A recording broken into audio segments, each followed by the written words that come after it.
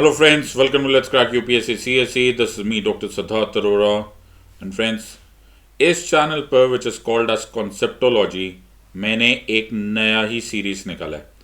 You know what is the problem here is कि February start हो गया भाई. February now by the time you are in February, you know you are in very close proximity to your examination. तो अब बड़ा important होता है कि अलॉन्ग साइड थ्योरी, जो कि मैं प्लस क्लासेस में ऑलरेडी कर ही रहा हूँ, it is also equally important that तुम्हें एमसीक्यूज की प्रैक्टिस मिले. लेकिन जो मैंने आम तौर पे देखा है, that's a very sad opportunity कि भाई एमसीक्यूज तो लोग कर लेते हैं, लेकिन वो कुछ इस तरह से करते हैं A B C D. Sir A नहीं तो बी होगा, बी नहीं तो सी नहीं तो डी होगा. गैम्बलिंग से काम नहीं चलता. तो मैंने सोचा है every day I will give you 5 tough questions. So tough questions को आपने ऐसे कोर्ट में क्यों डाला, इसका सवाल का जवाब बाद में मिलेगा. सो 5 टफ क्वेश्चंस मैं डालूंगा एंड 5 टफ क्वेश्चंस हम डिस्कस करेंगे. और सबसे इंटरेस्टिंग बात है, उसकी हम कंप्लीट एक्सप्लेनेशन करेंगे. कंप्लीट एक्सप्लेनेशन यानी कि मैं ए बी सी डी चारों चॉइसेस को ऐसे डिस्कस करूंगा कि समझो कि आप डायरेक्टली एग्जाम में बैठे हो तो आप कैसे एलिमिनेट करोगे, हाउ विल यू स्टडी. और सबसे इंपॉर्टेंट है, इन 5 क्वेश्चंस का ऑटोमेटिक मतलब 5 इंटू 4 20 क्वेश्चंस हो जाएंगे प्रैक्टिस के फॉर्म में. 5 क्वेश्चंस और हर एक की चॉइसेस. ओके, सो एक तरह से देखा जाए तो हमने 20 कॉन्सेप्ट्स को एक साथ पढ़ लिया. So it will be of great. आराम से बैठो, आधा घंटा 40 मिनट लगेगा मैक्सिमम टू मैक्सिमम, और तुम्हारे 5 क्वेश्चंस एब्सोल्युटली फिट हो जाएंगे. So try and understand this, right, and take full advantage of this. तो मैंने तुम्हें पहले ही बोला था कि मैं लास्ट डे तक तुम्हारा साथ दूंगा. So this is the channel called as conceptology. ये मेरा नया चैनल है और इसमें मैं इंटरकनेक्शन ऑफ थॉट्स पढ़ाता हूँ. सो इस इंटरकनेक्शन ऑफ थॉट्स का फ़ायदा उठाओ और तब तुम्हें पता चलेगा कि इस एग्ज़ाम को देने के लिए तुम्हें अकेला जाने की ज़रूरत नहीं है. We are there with you and we will be alongside with you till the last day. तो अभी तक अगर आपने अभी भी प्लस क्लासेस नहीं ज्वाइन किए तो आप अननेसेसरली रिस्क ले रहे हो. मेरा काम है तुम्हें समझाना. द पॉइंट हियर इज, हम जब कॉन्सेप्टोलॉजी की बात करते हैं तो हम बेसिक बुक्स को स्टार्ट करके छोड़ नहीं देते.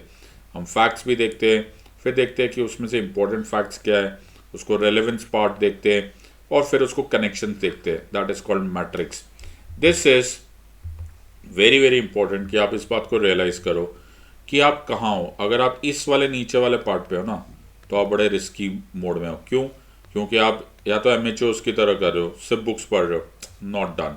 या फिर आप ऐसे बिल्कुल ही दुनिया के ऐसा कुछ और अलग ही ख्वाबों ख्यालों में आ गए हो कि मैं लास्ट डे पे मैनेज कर लूँगा या कर लूँगी. Doesn't work that way. या फिर बहुत ही बुरा, ये दुनिया का सबसे खतरनाक वर्ड है, that is you are turning into a lazy person. वो बोलेगे यार पता नहीं यार, अभी नहीं यार, कल करेंगे. नथिंग डूइंग, ऐसा नहीं करना है. मिडल ऑफ द रोड अगर तुमने इस बात को रियलाइज कर लिया that you miss something, very good. तुम्हें ज़रूरत है, वेरी वेरी गुड. और सबसे इंपॉर्टेंट, अगर तुम में विनर्स एटीट्यूड आ गया, I am very very proud of you. So हम करेंगे strictly relevant philosophy based facts, जिसको हम कहते हैं रॉक सॉलिड प्रिपरेशन. और ये है मेरा track record with more than 7 crore minutes on Unacademy. Author of 7 best selling books on polity, governance and international relations and constitution. And 18 out of 20 last years के question मेरे क्लासेस में से आए. मैंने उसको स्क्रीनशॉट के साथ प्रूव किया है. और सबसे इंपॉर्टेंट, मुझे tons and tons of love and respect मिला फ्रॉम माई लर्नर्स, जो मेरे लिए बड़ा प्रेशियस है. जो मेरे फ्रेंड्स 2021 में अटेम्प्ट कर रहे हैं, बच्चे please take advantage of these courses and इस चैनल को भी देखते जाओ. अब तो तुम्हारा बहुत सारे फायदे होते जाएंगे. प्लस 1 to 2 ईयर्स के लिए प्लस क्लासेस ज्वाइन कर लो. Those of you who are appearing in 2022 and beyond, तुम्हारे पास 2 साल से ज़्यादा है तो तुम्हारी बहुत अच्छी प्रिपरेशन हो सकती है. 2 to 3 ईयर्स का take a course in plus, और इनके साथ साथ इन वीडियोस को देखते देखते अपने नोट्स बनाओ. जो एडवांस लर्नर्स है या फिर लास्ट अटेम्प्टर्स है, इसी चैनल को देखते रहो. मैं तुम्हें वो एज देने की कोशिश करूंगा which is required to crack this exam. अगर अभी तक तुम मेरे टेलीग्राम चैनल पे नहीं हो तो tinyurl.com/siddharthpolity इस लिंक पर जाओ and you can connect with me.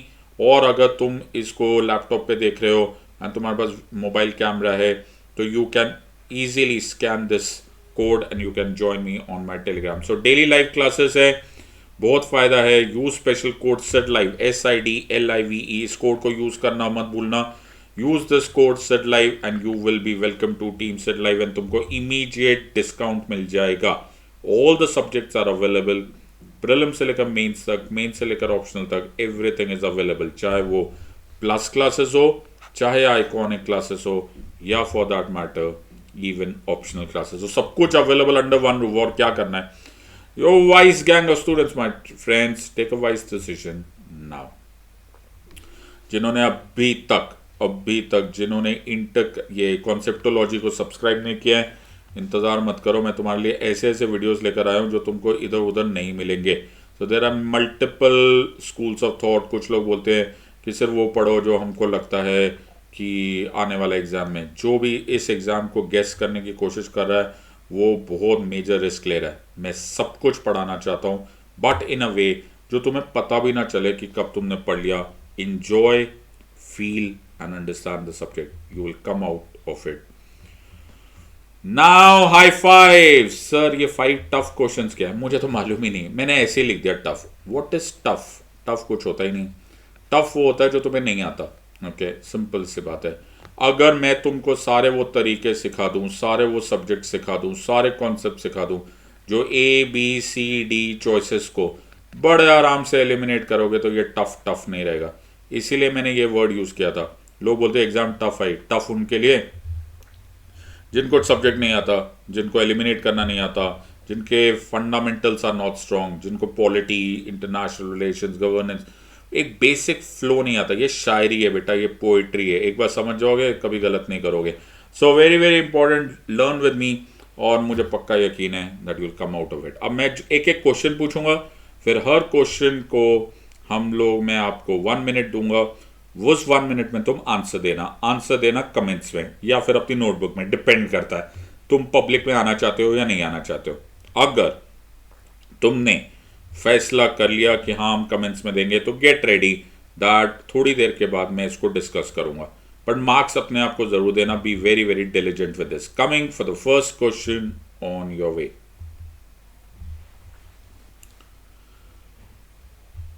Right to marry a person of one's choice is protected as an intrinsic part of right to life and personal liberty. Which of the following in the Constitution of India correctly and appropriately imply the above statement? A. Article 14 and the provisions under 42nd Amendment to the Constitution. Article 17 and the directive principles of state policy in Part 4. Article 21 and the freedoms guaranteed in Part 3. Article 24 and the provisions under the 44th Amendment to the Constitution. So, पहला एक question इतना लंबा चौड़ा, बेटा ऐसे ही होता है, question तो लंबे चौड़ा ही होते हैं, दिमाग लगाना पड़ता है। Maintain your concentration, you have 60 seconds to think about every choice. पहले सोच लो, फिर मैं तुमको आराम से इसको डिस्क्राइब करके दे दूंगा। Nothing to worry. Okay, so from today onwards it is not merely a challenge, it is also a very important part कि मैं तुमको इसको एक्सप्लेन करूंगा। तो हम 5 क्वेश्चंस करेंगे लेकिन इतने डेप्थ में करेंगे दैट तुम्हें सब कुछ समझ में आ जाएगा। आराम से करो। Right to marry a person of one's choice is protected as an intrinsic part of right to life and personal liberty which are the following in the Constitution of India correctly and appropriately imply the above statement. तुम्हारे पास है 60 second. अब 60 second तो रहे नहीं, 30 second है। Answer दो, या तो नोटबुक में लिख लो, मुझे तो भी कोई प्रॉब्लम नहीं है, और या फिर कमेंट्स में करो। मुझे बड़ी खुशी हो गई तुम कमेंट्स में आंसर दोगे, फिर मैं तुमको इसी में सारे चॉइसेस समझाऊंगा। अभी you still have about 10 more seconds and the answer is all right. Let me show you the answer. Answer of course is C. Sir, कैसे? अब आराम से बैठ जाओ, sit back, relax and understand this part. कोई जल्दबाजी नहीं करना है। सबसे पहले मैं तुम्हें बताऊंगा कि ये आंसर है क्यों। सो हम पहले इसको आंसर को देखेंगे कि आर्टिकल 21 इसका आंसर है क्यों.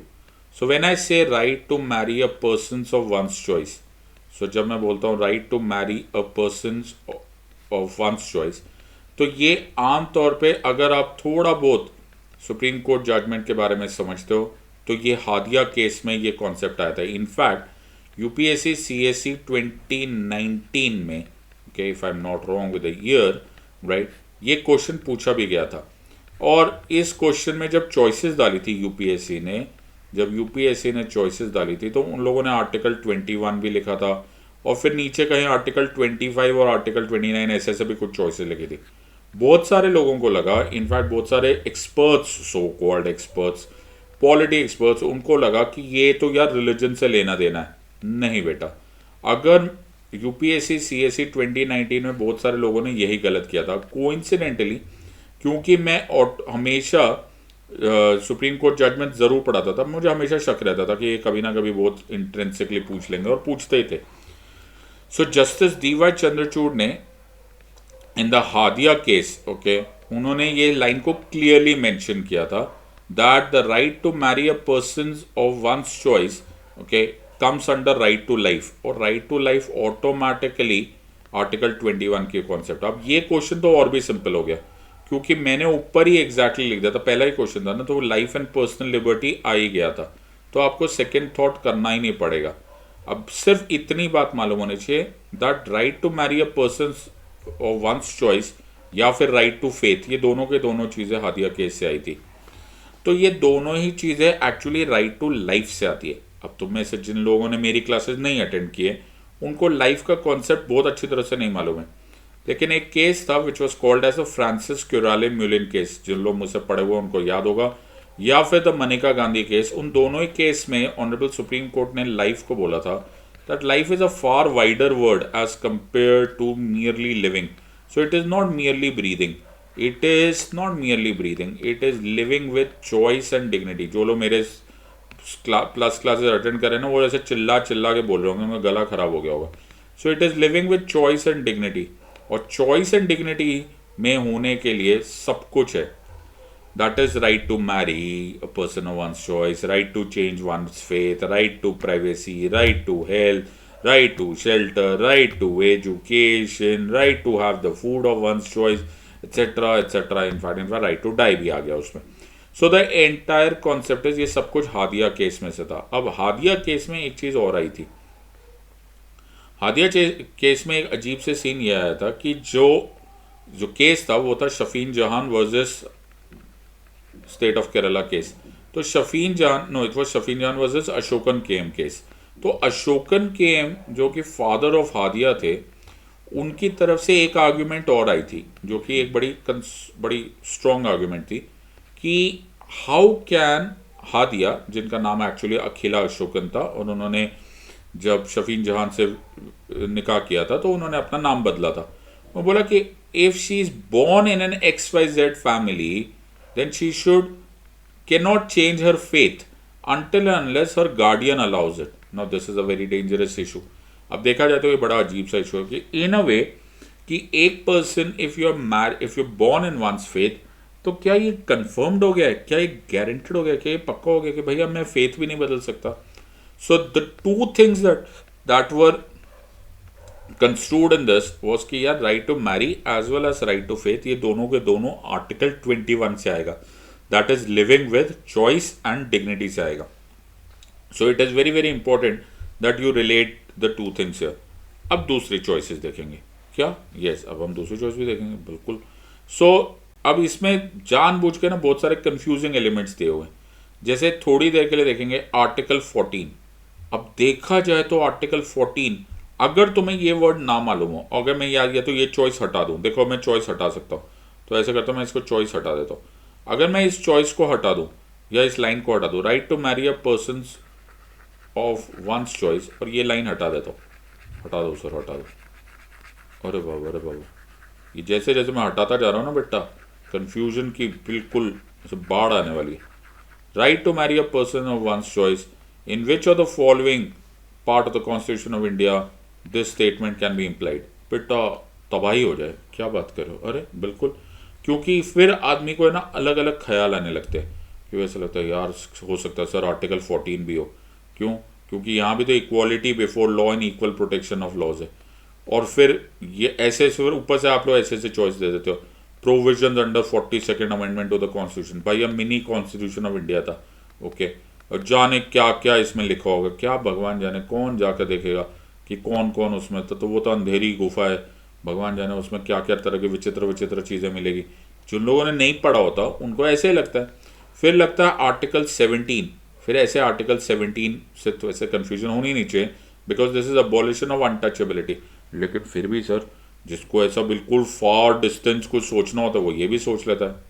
इसलिए मैं बोलता हूँ don't get worried about this part, get the bottom line. Okay, bottom line पकड़ लो कि right to marry a person of one's choice है का, वो लाइफ से, अगर लाइफ से है तो सारा काम खत्म हो जाएगा।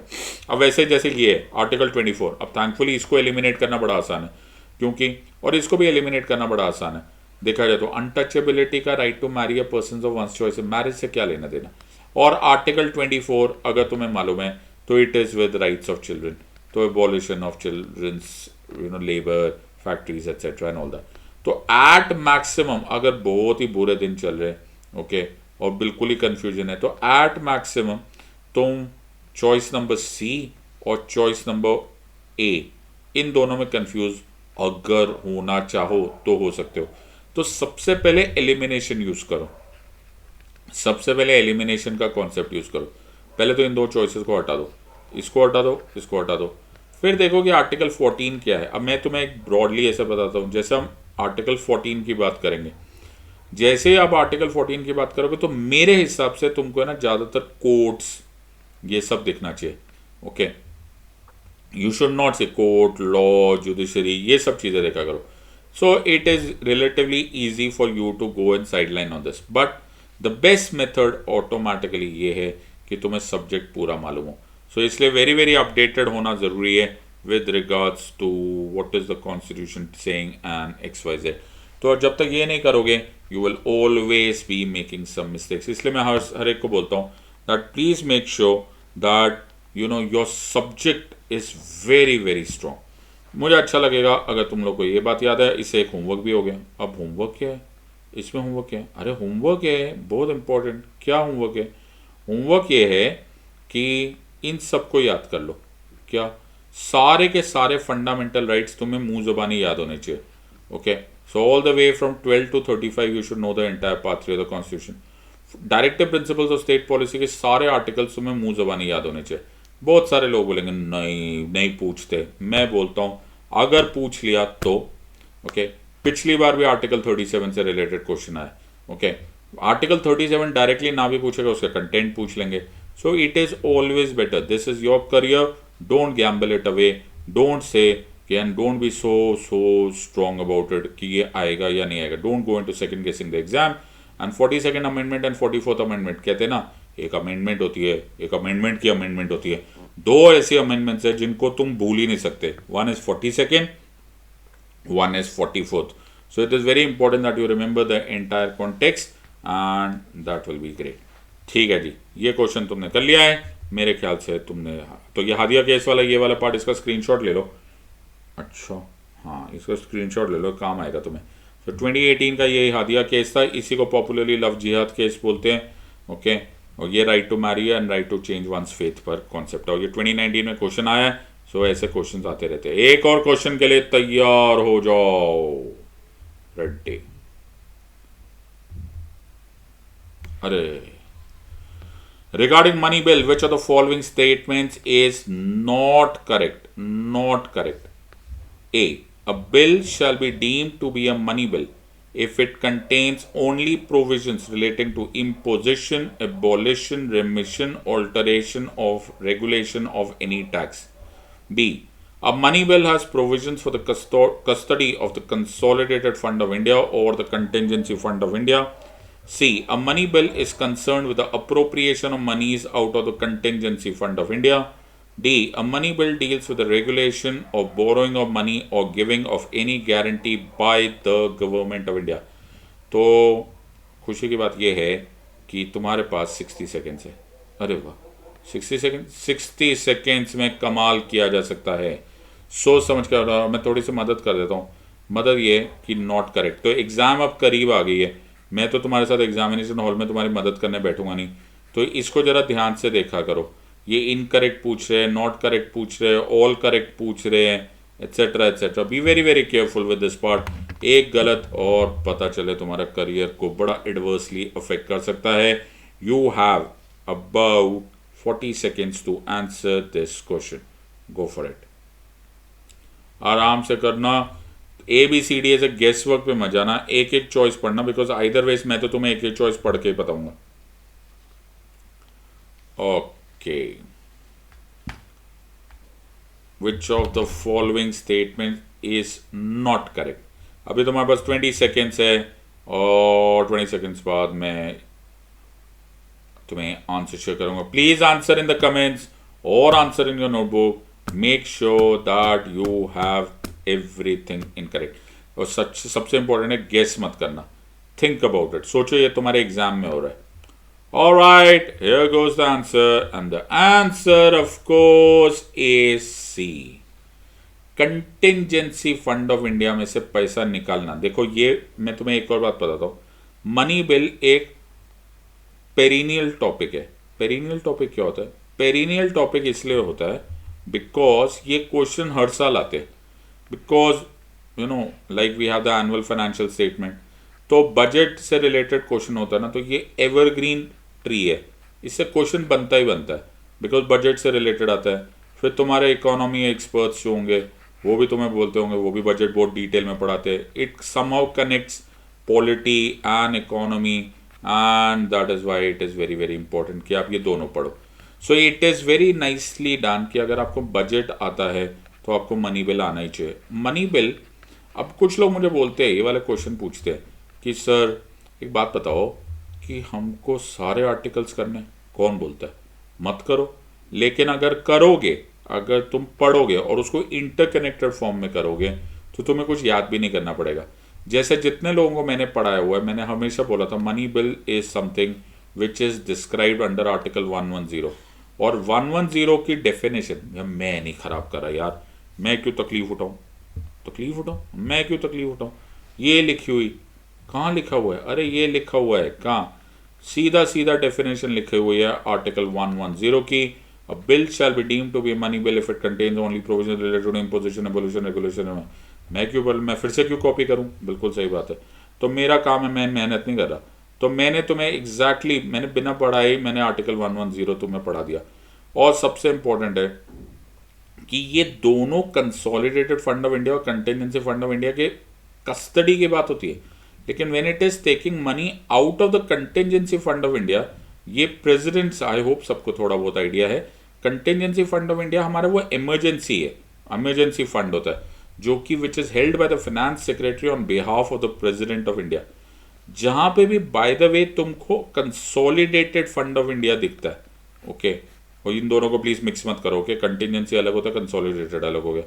जैसे कंसोलिडेटेड फंड ऑफ इंडिया दिख जाएगा ना, primarily go towards money bill. लेकिन ऐसा कहीं कहीं और भी होता है, कभी कभी जब government of India money borrow करता है, when they borrow certain money, तो they also give a guarantee, by the government gives a guarantee of the consolidated fund of India. That is in the sense that they will be ensuring that the money is repaid. That is also considered under the definition of money bill. तो सबसे मजेदार बात क्या है, क्योंकि article 110 is so clear about the definition and the various aspects of money bill, it becomes very very easy if you know the constitution or you know the law. तो please, लेकिन इसके साथ साथ मैं एक डिस्क्लेमर भी देता हूँ। रुको यार, मेरे को डिस्क्लेमर देने दो, फिर तुम मुझे याद करोगे। क्या है डिस्क्लेमर? डिस्क्लेमर ये है कि भाई मैंने एक बार भी नहीं बोला कि तुम किसी भी बेयर एक्ट को या बेयर लॉज जिनको बोला जाता है उनको मेमोराइज कर लो। भाई नहीं, no, not at all, don't do this please, okay, don't be so cruel to yourself, it is not required. Second, very important, I also did not say that you have to memorize the Constitution of India. This is not the examination for judiciary. जिसमें आपको constitution of India को memorise करना पड़ेगा। But what is important here is if you study in an interconnected way, तुमको automatically constitution of India आ जाएगा। Okay जैसे मैं जब सुप्रीम कोर्ट ऑफ इंडिया पढ़ाता हूँ तो मैं हमेशा सबको बोलता हूँ आर्टिकल 124 टू आर्टिकल 147 है, और फिर मैं छोड़ देता हूँ, और फिर मैं पूरे को पूरी क्लास ले लेता हूँ, and then I revise back, and when I revise back मैं उनको सारे पॉइंट्स बताता जाता हूँ कि ये जो मैंने पढ़ाया था, जो याद हो गया, वो कौन से आर्टिकल में है, ये कौन से आर्टिकल में, and so on and so fourth, and that finally ये हो जाता है कि तुमने बिना पढ़े तुमने पढ़ लिया। वाह, ये भी इंटरेस्टिंग है, बिना पढ़े पढ़ लेना होता है। So let us go with the next question. I hope ये सब लोगों ने आंसर दिया है, and let us look at this point. With reference to the election of the Vice President of India, consider the following statements. Okay, Vice President. Okay, Vice President. The MLAs of all the states take part in the elections. Number 2, nominated members of the parliament are not allowed in the elections. Which of the statements given above is or are correct? One only, two only, both one and two, neither one not two. क्योंकि अभी अभी तुम मुझसे सीखना start कर रहे हो और तुम लोग अभी छोटे छोटे नोने बेबीज हो, okay, in the terms of UPSC. मैं तुमसे थोड़ी बहुत मदद मैं तुम्हें कर सकता हूँ। मदद ये कि थोड़ा बहुत पहली क्लास में करूँगा, फिर मैं तुम्हें ये ऐसा आगाह नहीं करूँगा। सावधान, करेक्ट पूछा गया, करेक्ट पूछा गया, ध्यान से आंसर दो, करेक्ट पूछा गया। ओके अच्छा, बाय द वे ये तो मैंने बताया नहीं क्या कि तुम्हारे पास 60 सेकेंड्स है आंसर देने के लिए। Okay, you have 60 seconds to answer this question with reference to the election of the vice president of India. Consider the following statements. The MLAs of all the states of India take part in the elections. Number 2, nominated members of the parliament are not allowed in the elections. Which of the statements given above is or are correct? One only, two only, both one and two, neither one nor two. ऐसे question बड़े commonly आते हैं। Answer दो या तो comments में, answer दो या नोटबुक्स में, मुझे कोई फर्क नहीं पड़ता, लेकिन जो इंपॉर्टेंट है गैम्बल मत करना, गैम्बल मत करना। ओके, और डोंट वरी, अगर नहीं भी समझ में आ रहा कोई बात नहीं, मैं तुमको इसको एक्सप्लेन करूंगा, relax. Okay okay okay, which of these are correct, and the time is up. और आंसर बहुत ही सिंपल है, मुझे पूरी उम्मीद है कि तुम्हें समझ में आ गया होगा कि ना तो पहले वाली स्टेटमेंट ठीक है, ना ही दूसरी वाली स्टेटमेंट। क्या बोल रहे हो, कैसे? तो मैं तुमको एक ही बार में बता देता हूँ और फिर तुम्हें क्लैरिटी हो जाएगी। तो जब हम वाइस प्रेसिडेंशियल इलेक्शन की बात करते हैं तो वाइस प्रेसिडेंशियल इलेक्शन भी इलेक्टोरल कॉलेज ही कराता है।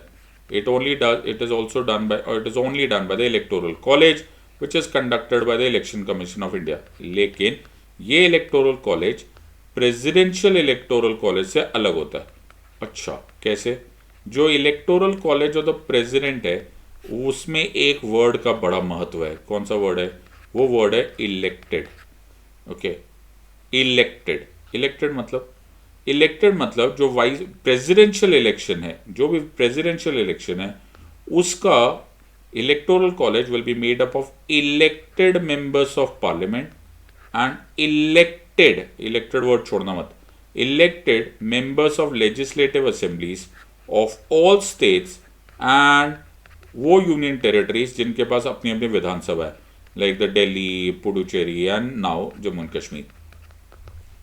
लेकिन जो वाइस प्रेसिडेंशियल इलेक्शन का इलेक्टोरल कॉलेज है उसमें थोड़ा सा फर्क है।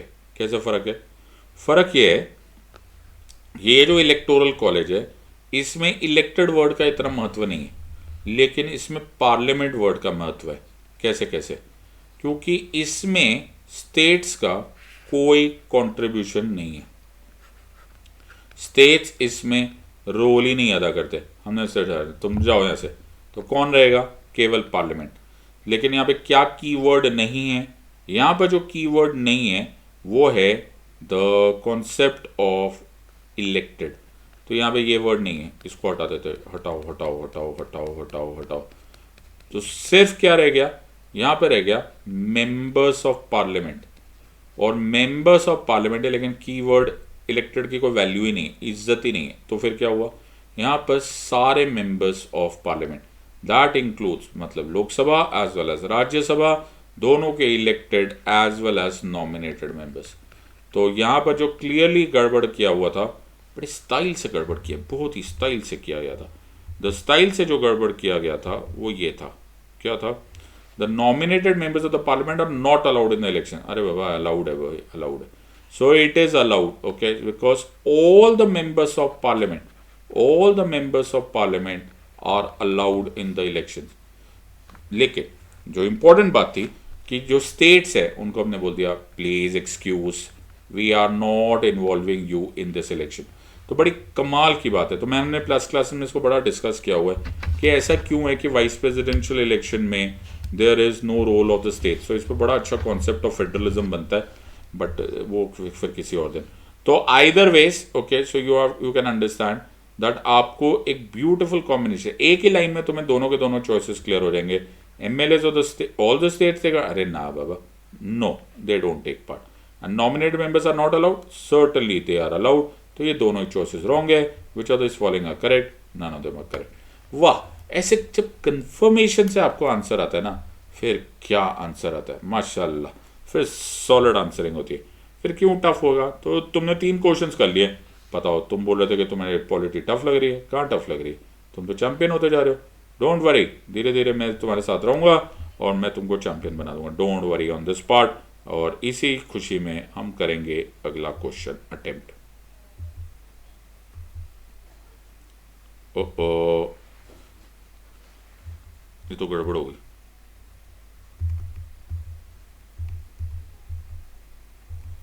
बताओ, तुमने देख तो नहीं लिया चॉइसेस? देख भी लिया होगा तो क्या फर्क पड़ता है। ओके, डिस्कशन से बात है, लड़ाई झगड़ा थोड़ा ना, मार्क्स थोड़ा ना मिले। Okay, the consider the following statements. The speaker of the legislative assembly shall vacate his or her office if he or she ceases to be a member of the assembly. Number 2, the speaker can never vote in the legislative assembly. Which of the statements given above is or are correct? 1 only, 2 only, both 1 and 2, neither 1 nor 2. तो मैं तुम इस मोह माया के जाल से बहुत ऊपर निकल चुका। क्या कि करेक्ट आ रहा है कि रॉन्ग आ रहा है, मुझे क्या फ़र्क पड़ता है, मुझे क्वेश्चन के चॉइसेस समझ में आनी चाहिए। So take your time, okay. और ऐसा कुछ लोग हो भी सकते हैं जिनका ध्यान थोड़ा सा इधर उधर हो जाए, तो तुम्हारे पास 60 सेकेंड्स है, ओके। मैंने वैसे पिछली साइड में आंसर गलती से दिखाई दिया था, बट नेवर माइंड, ऑलराइट, कभी कभी मिस करो तो तुम ऐसे एक्ट करो जैसे तुमने नहीं देखा है। वाह वाह सर, ऐसा भी पॉसिबल है, बिल्कुल पॉसिबल है, ओके। ऐसे एक्टिंग करो कि तुमको है ना चॉइसेस दिखी नहीं। अच्छा ठीक है, 60 सेकेंड्स फिर भी ले लो। 55 सेकेंड्स तक ऐसा सोचना कि तुमने तो चॉइस देखी नहीं, फिर 5 सेकेंड्स के बाद ना अचानक से सीरियस सा मुंह बना के ना फिर आंसर देना, ठीक है। लेकिन हमारा तो कुछ और ही मुद्दा है, हमारा तो सारा पर्पस ही है कि हमको तो इसको एक्सप्लेन करना है। So consider the following statement. The speaker of the legislative assembly shall vacate his or her office if he or she ceases to be a member of the assembly. 2, the speaker can never vote in the legislative assembly. Which of the statements given above is or are correct? 1 only, 2 only, both 1 and 2, neither 1 nor 2. और इसी खुशी में तुम्हें मैं एक सूचना देना चाहता हूँ। सूचना ये देना चाहता हूँ कि तुम्हारे पास सिर्फ 20 सेकेंड रह गए, ओके। तो आंसर दीजिए, प्रश्नों का उत्तर दीजिए। कहाँ उत्तर देंगे? प्रश्नों का उत्तर देंगे आप या तो कमेंट्स में या फिर नोटबुक में। और इसी के साथ समय समाप्ति की घोषणा करते हुए मैं इसका आंसर तुम्हें शेयर कर देता हूँ। क्या बात कर, मैंने पहले भी दिखा दिया था। Answer is 1 only. अच्छा, आपका कहने का मतलब ये है सर कि स्पीकर्स आप वोट कर सकते हैं? कब वोट कर सकते हैं? हाँ बेटा, तो इसी को अगर हम आगे आगे चलेंगे, सबसे इम्पोर्टेंट जो यहाँ पर पॉइंट है, जो इम्पोर्टेंट चीज़ है वो देखना है दैट द स्पीकर और चेयरमैन में एक फर्क है। ओके, अब ध्यान से देखो, अब स्पीकर दो तरह के स्पीकर होते हैं। दो तरह के स्पीकर, यस, एक वो जो लोकसभा में है, एक जो विधानसभा में। Very good. और उसी तरह से जो चेयरमैन होते हैं वो भी दो तरह के होते हैं। चेयरमैन भी दो तरह के होते हैं। कैसे? मतलब जो हमारे कोर्स के लिए है, one is in the Rajya Sabha, one is in the Vidhan परिषद। ओके, कुछ लोग जो ऑक्सफोर्ड यूनिवर्सिटी से आए, ओके, उनको मेरे विधानसभा विधान परिषद कहने से एतराज़ हो सकता है। कोई बात नहीं बेटा, तुम लोग लेजिस्लेटिव असेंबली बोलो, लेजिस्लेटिव काउंसिल बोलो, हम तो ऐसे ही बोलेंगे। मुझे बड़ा अच्छा लगता है विधानसभा बोलना। ऑलराइट, सो लोकसभा यहाँ पर, विधानसभा यहाँ पर, राज्यसभा के चेयरमैन यहाँ पे एंड वाइस प्रेसिडेंट, और विधान परिषद के यहाँ पर। अब ध्यान से सुनो, तो speaker of the Lok Sabha is a member of the Lok Sabha. मालूम है, विधानसभा के भी speaker is a member of the Vidhan Sabha. जो विधान परिषद के चेयरमैन है is a member of the Vidhan Parishad, लेकिन जो राज्यसभा के चेयरमैन है he is the ex officio chairman. In other words वो एक्चुअली वाइस प्रेसिडेंट है। जो मेरे प्लस क्लासेस वाले होंगे ना, उनको याद आ रहा होगा गुजरा ज़माना। ओके, तो हमने इस पर बहुत डिस्कस किया हुआ है। इसमें भी एक बड़ा इंपॉर्टेंट कॉन्सेप्ट ऑफ फेडरलिज्म छुपा हुआ है। Okay, but as I said some other day. अब इंपॉर्टेंट बात है कि अगर मेंबर ऑफ द लोकसभा वो नहीं रहे तो वो स्पीकर भी नहीं रहेंगे। इससे मतलब इसके लिए दिमाग लगाना पड़ेगा सर? Not at all. और मेंबर ऑफ द विधानसभा नहीं रहेंगे तो वो स्पीकर नहीं रहेंगे, बिकॉज सबसे पहले तो वो मेंबर है ना। यस, तो क्वेश्चन तो यही पूछा था क्या? Yes, if he is not a member of the assembly then he is automatically out of the house, तो वो स्पीकर ही नहीं रहेंगे। वाह, ऐसे पढ़ते मेरा बेटा पॉलिटी। बताओ how simple can life be. कितना आराम से मैंने तुम्हें बात बता दी, एक छोटा सा कॉन्सेप्ट, और फिर पूछते रहो भैया, जैसे मर्जी पूछना पूछ लो, अब घुमा लो जैसे मर्जी बना। जब मैं हाउस का मेंबर ही नहीं रहूँगा भाई, तो मैं स्पीकर कैसे रहूँगा? बिल्कुल सही बात है।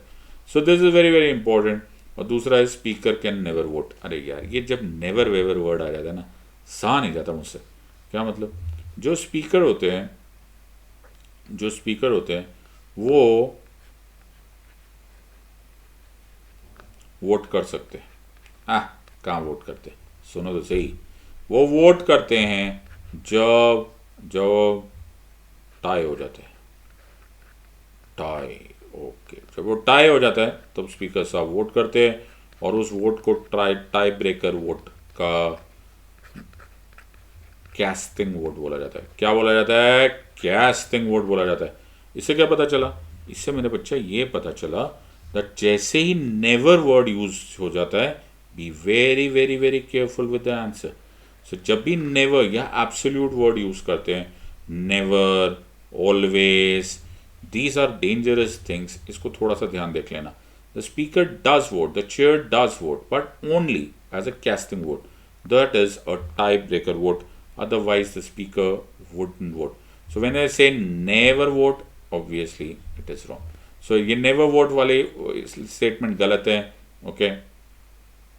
And the only one that is correct is one only. तो मेरे ख्याल से बहुत सिंपल है गया। एक बार तुम्हें पॉलिटी इन एंड आउट समझ में आ गया।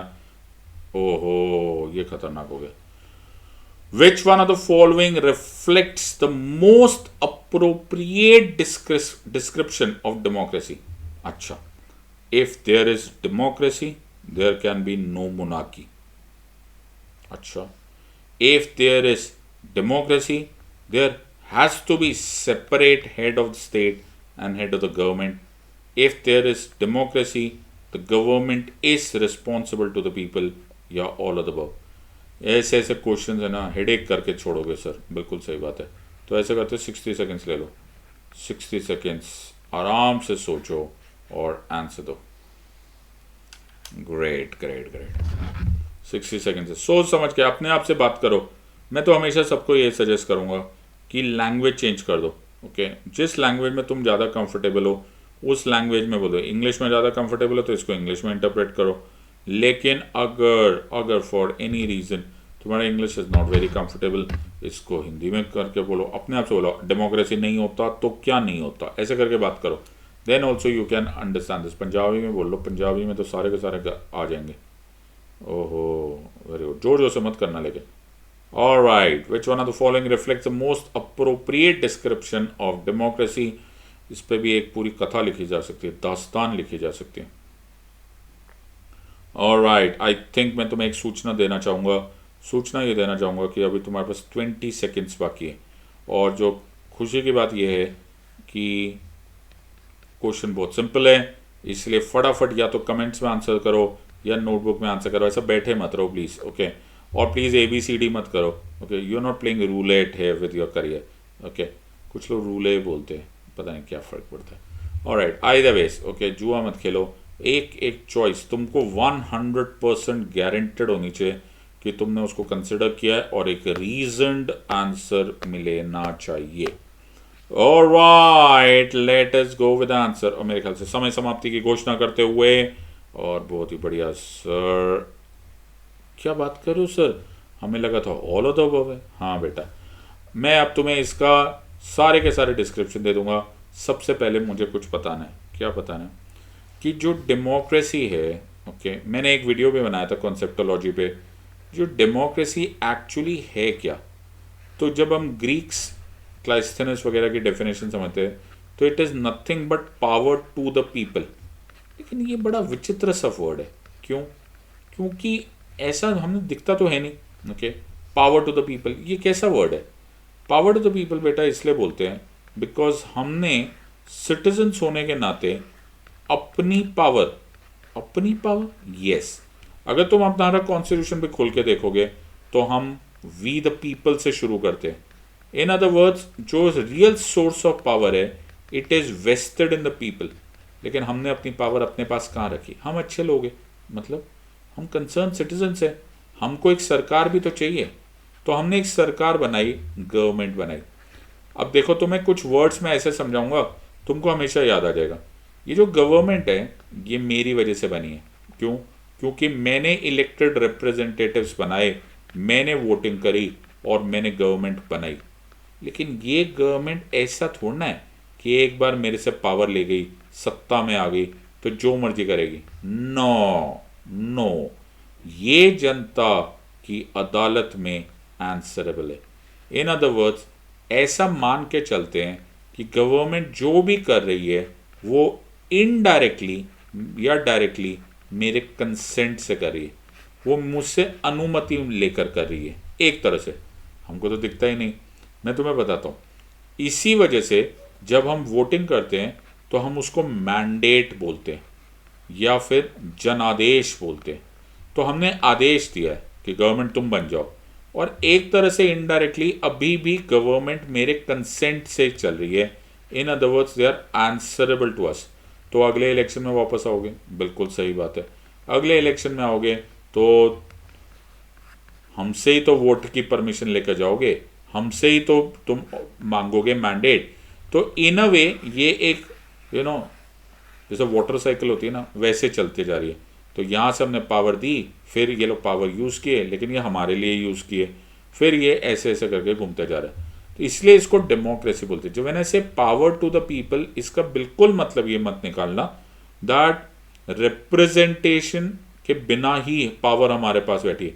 मतलब ऐसा नहीं है कि डिसीजन तुम लोगे, ओके। इसका बहुत अच्छा एक एग्जाम्पल दूँ, हमारे ऑनरेबल प्राइम मिनिस्टर ने, मिस्टर मोदी ने इसको बहुत अच्छी तरह से बता दिया। क्या, मैं हमेशा क्लास में यही बात बोलता हूँ, सबसे अच्छी डेफिनेशन ये कि जो उन्होंने एक स्पीच में बोला था कि मैं प्रधानमंत्री नहीं हूँ, प्रधान सेवक हूँ। तो जो प्रधान सेवक का कॉन्सेप्ट है is nothing else but government is responsible to the people. अब लोग पढ़ते नहीं, क्या करें। और if there is a democracy there can be no monarchy. अच्छा, तो इंग्लैंड में क्या है? सर इंग्लैंड में क्या हूँ, इंग्लैंड में डेमोक्रेसी है लेकिन वहाँ पे क्वीन है ना। अरे हाँ, ओहो, इंग्लैंड है बिल्कुल। If there is democracy there has to be separate head of the state and head of government. हाँ, होता है ना, इंडिया में देखो, president is head of the state, prime minister is head of the government. ये तो मुझे भी मालूम है। अमेरिका में क्या है? अमेरिकन में डोनाल्ड ट्रंप थे, आजकल जो बाइडेन है, और वो दोनों एक ही है। He is the head of the state as well as head of the government. ओहो गलत हो गया, नेवर माइंड। तो ये रॉन्ग हो गया, ये रॉन्ग हो गया, तो all of the above wrong हो गया। तो वैसे तो मुझे मालूम था, लेकिन अगर नहीं भी मालूम होता तो भी you wouldn't have gone wrong. The idea is you have to understand the basics, okay. और मैं बोल बोल के थक गया हूँ, तो तुम्हें बेसिक्स पढ़ने के लिए तुम्हें इस सब्जेक्ट को मोहब्बत करनी पड़ेगी। You will really have to understand the subject the way it has to be understood. मैंने बहुत सारे लोगों को देखा है कि उनको बिल्कुल ऐसा वो हो गए, मिलिट्रिस्टिक हो गए, ओके। बिल्कुल नहीं, कोरा हो गया, यार ये बेकार है, ये नहीं पढ़ूंगा, ये पढ़ लूँगा, ये पढ़ूंगा नहीं, ये पढ़ लूँगा। यार don't try to second guess the exam. Why not do the entire thing? हाँ, why not do the entire thing and why not study it in such length and breadth, okay. तुम्हें आधा घंटा तो लगेगा, कितना टाइम लगेगा? 30 minutes की जगह, ओके, 1 घंटा लग जाएगा, बट सब्जेक्ट समझ में आ जाएगा यार।